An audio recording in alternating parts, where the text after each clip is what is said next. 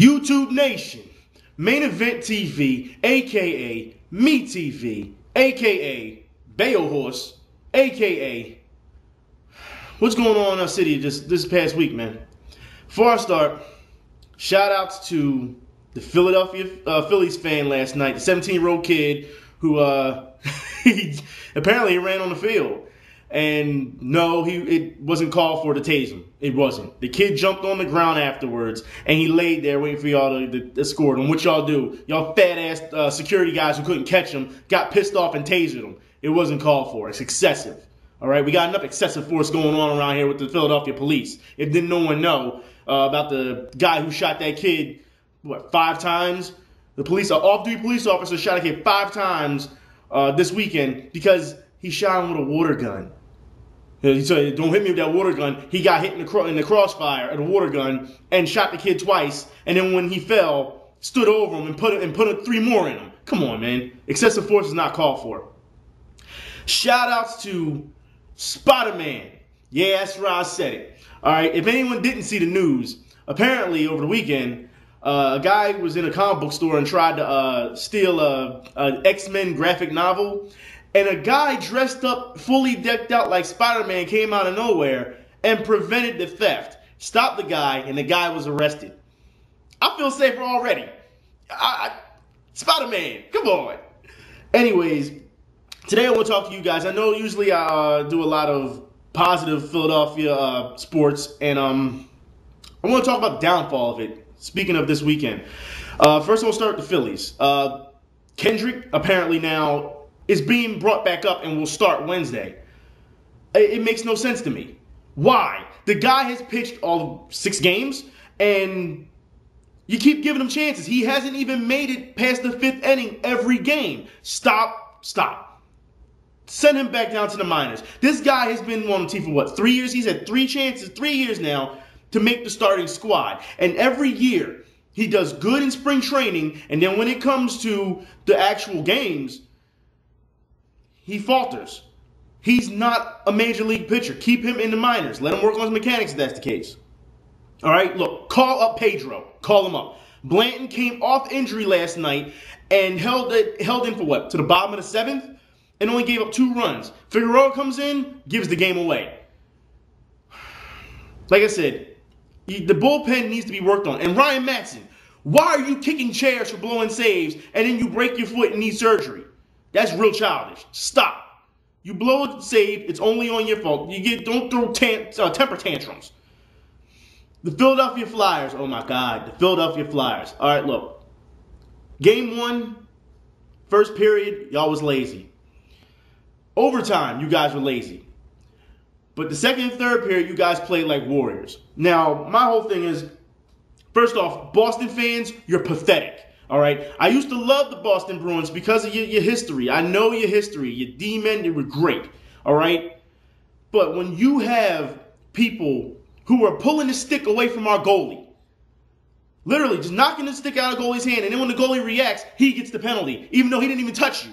Whatever. You got Mark Recchi, picking fights with Pronger. He sits there and waits with Pronger, and they act like they're going to do something, and nothing happens. The ref gets between them. Then all of a sudden, Recchi wants to act like he wants to fight. And cheers are like, the fans are like, Recchi. That's bullshit. He's a coward. All right, if he wanted to fight Pronger, he had more than enough time to drop his gloves. He didn't want to because he knew he was going to get his ass whipped. All right, that's simple. My God. And Chara, let me tell you something about Chara. He's nothing but a poor man's Shel Samuelson. All right, he's not good. Just because he's big doesn't mean he's good. All right, he sucks. I don't understand Boston. Boston fans, you just cheer for dirty-ass players. The one guy bit Carcillo yesterday, but that's okay. Now, see, when we do something bad, it's wrong.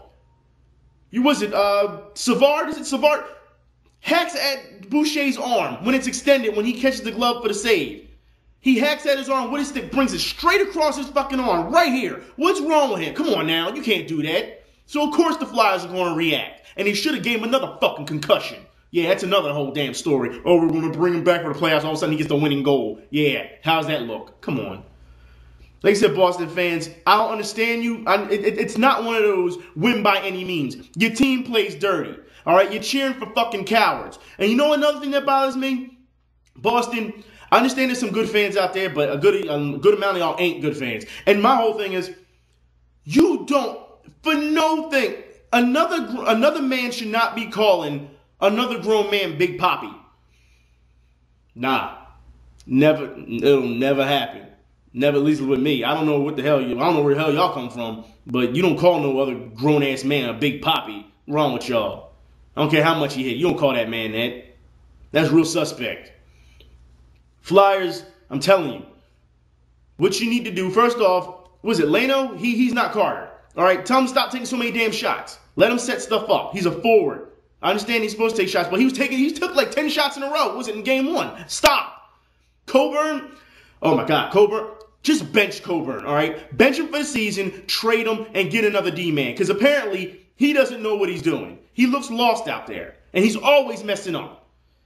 Oh my God, it's just ridiculous. And look, if Boston does not stop playing dirty, I swear, Laviolette, I understand you're a Boston native, send Hartnell over there to that fucking goalie and touch him up. They want to play the goon way, we'll touch him up real nice.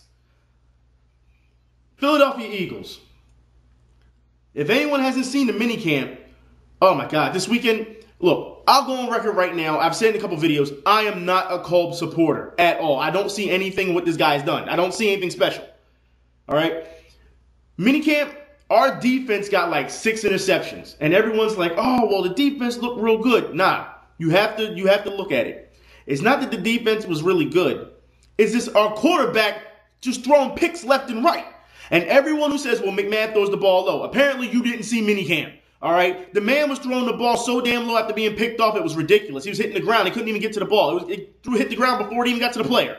They shut down Deshaun Jackson. Like I said, this is our defense. All the young guys. We're not even talking NFL yet. We're not even talking best defenses in the league. All right? So what's going to happen then? I just don't see anything. And then you give Kolb this extended contract. You know what that tells the rest of the quarterbacks on the roster? You don't have a chance of competing for the starting spot. That's what it tells them. You're giving the man a contract. You're rolling out the red carpet for him, giving him a contract for something he hasn't even done yet. He's played 2 games.